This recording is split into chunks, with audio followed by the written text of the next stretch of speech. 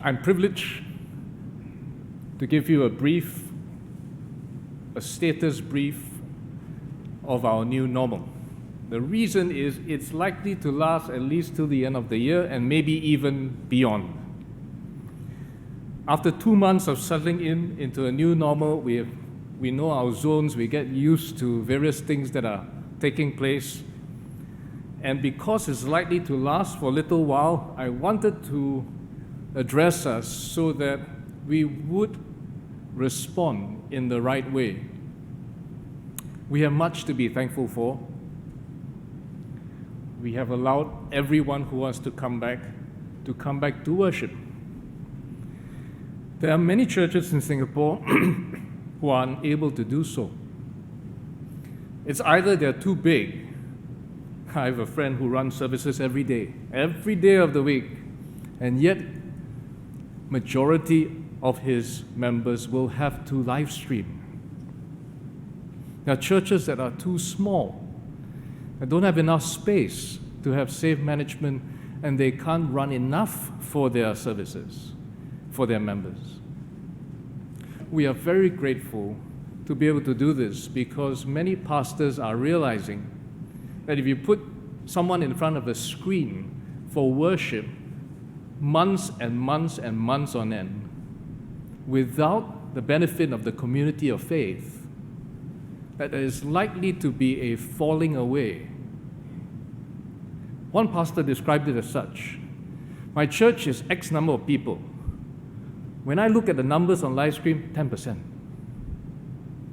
That means, slowly but surely, many of those who are part of the churches that are unable to open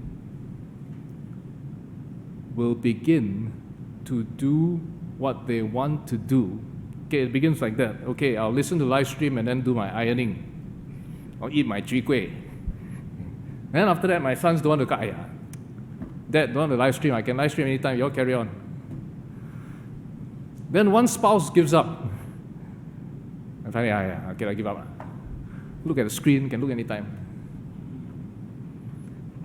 The projection from our conversations is that there will be a falling away of Christians who are unable to be sustained in their spiritual well-being. We have churches in Singapore that have just reopened.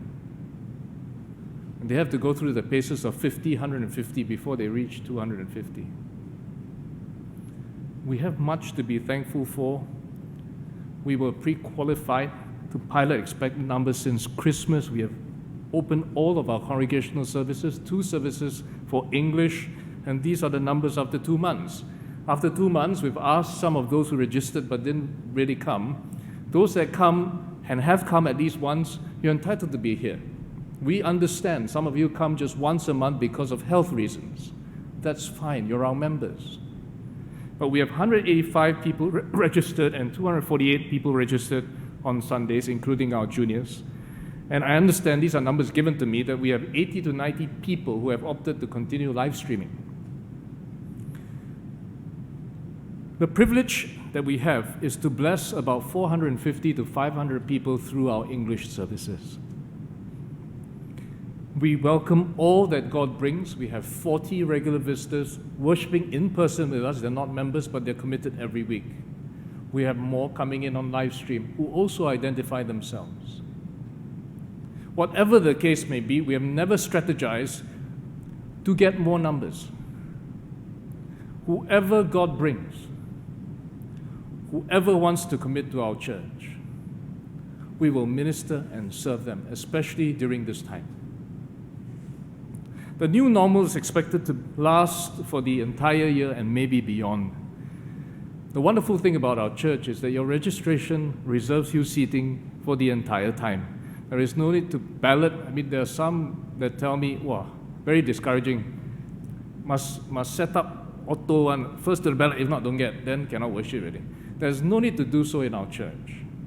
But if you don't come after registration at all, or you're very irregular, our church staff may contact you to invite you to come regularly or consider releasing your space. If there are people on our waiting list, please don't get upset, If there's no one on the waiting list, that's fine. But if there are people on the waiting list, they'll contact you. Just please don't get upset.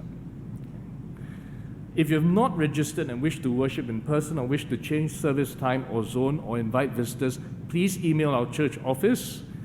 State your requests with names and contact numbers for contact tracing purposes. Requests received by Tuesday will be processed for the weekend. If you are unable to return, please worship via live stream. And if you need the Lord's Supper packages, our church has really been privileged to receive this because of our delivery heroes that deliver. And if you're unable to come because of illness or sickness, and if you're not feeling well or in contact with someone who is known to be in quarantine or in close contact, please, we would love for you to participate and worship with us exceptionally through live stream. For Good Friday and Easter, which is coming up on the 2nd and 4th of April, those who registered for the usual Saturday services will worship on Good Friday. Those who are here for Sunday will worship as per normal on Sunday at 10:30. If you'd like to invite family and friends to hear the gospel at either service, please make your request by 27th March, same way, email. Both Good Friday and Easter services will be live streamed. There will be no Saturday service because our younger group is having an evangelistic outreach Friday, Saturday, and Sunday. Our premises will be used to worship and reach out with the gospel of Jesus Christ. COVID-19 teaches us that the most important aspect of life is our relationship with God. This year, our theme is Relationship Matters, My Savior and My God at a personal level. Are you worshiping God? I mean, really, you can give 1,000 excuses to God. Don't give them to me. I'm not God. Give them to God. Spend time worshiping God. He's worth it. At a family level, do you read and share and pray and sing? You can always sing at home. Small groups, informal groups, there's some people that get together with one or two people that they really know, and they meet and share and pray because it is the community of faith that encourages each other. And at a congregational level, we will worship. Small groups can meet in person if they wish. They have been, as long as they observe all prevailing regulations, and some small groups will continue meeting online, which is fine. Can't sing? Congregationally, well, keep singing at home. Our Family Matters Ministry will be releasing a list of resources for music and songs for parents of children 12 and below. Please, parents, have your children sing and listen to good Christian songs at home. Our youth and year 2 young adult ministries will encourage listening to theologically rich songs and creatively engage in worship within an existing safe management. We can be creative as long as we comply with the spirit and letter of the regulations. I've given you an illustration this morning. Members are free to pick up one complimentary hymnal, that's the Hymns of Praise, on 14 March, that's next Sunday, after the Sunday service at the MPH. This is to encourage those who need to sing at home but don't have the hymnal. If you can't make it this Sunday, please contact Brother Edwin in the office. Please take only for personal or family use. Please don't sell on eBay as an antique hymn book. Okay, but one complimentary hymnal per member if you like it. We won't even bother for Saturday. They're on YouTube and Spotify. But for Sunday, we will invite those that need the hymnal. Please take one. Okay, you're free to take one. These are used hymnals. They're not brand new, okay? But they're very well kept, and they can be used at home. Sing. Don't lose our song. Engage in true worship of God. You can do this at home. We are settling into our new norm. We are very used to safe entry, trace together, temperature taking. Everyone knows your zone already. You get the right. So please don't trick the usher below. Oh, today I'm in yellow zone. Today I'm orange. Today, please stick in your zone. There's orderly dismissal after service. There's a 15-minute rule. We are human beings. We need to go to the toilet. We need to pick our kids. We need to interact a little while. That's fine. 15 minutes. Gentle reminders. Let's appreciate those who serve. We're encouraging our team to smile and greet you as they come in. You know, don't like security guard, like, oh, what's your name? Smile and greet the church family, but please smile and greet back. Okay, say thank you to the people who serve you. Join the team if you like and are able. All the people are there, and it's likely to last for the year or more, so more hands means more encouragement. Seating, I sound a little bit naggy, but that's my function here. If you sit at the sides, people have to cross over you to come to center.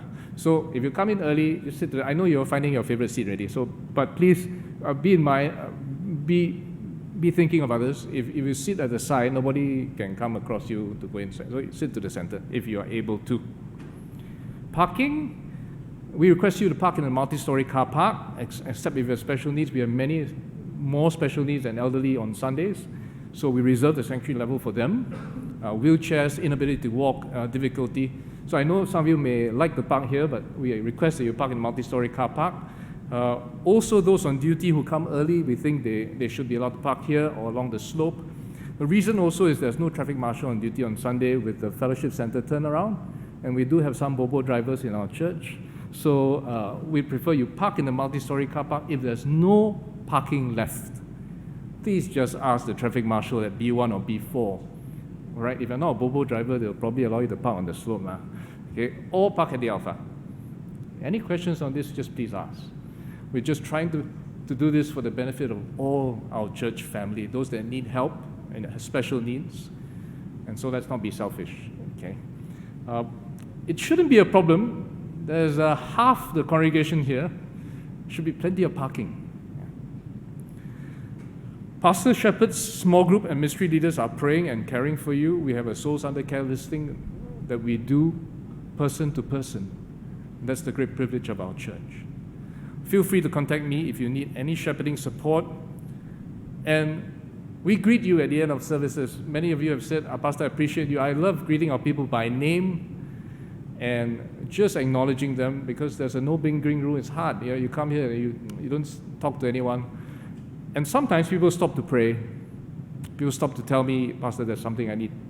And I'm able to follow up through the week. So please don't give our leaders a hard time. I can only cover one side.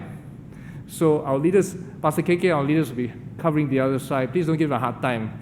You greet them, no, please just greet them back. I mean, they're not going to shake your hands. Just wave or smile. Yeah, they're just concerned for you. But it'd be nice if we knew each other's names. We're 200 something now in our sanctuary. Your zone only has 50 or less. Okay. It'd be nice if I knew your name, and I do. And it'd be nice if you start to get to know people by name. We have other support groups in our church, demographically specific. These are in person already. Some are still online as they elect. We do have online and other support measures during this time that we can benefit from. But our response to COVID from the beginning has never been different. It's always been the same. It's a response of faith, hope, prayer, peace, and love. Brothers and sisters, we are bracing. And the long shadow of COVID-19 will be here. But we can brace together. Let our church not be one of those churches where the prophecy of the pastors come true, not mine, okay? That there will be a falling away among members of those churches in terms of their spiritual well-being.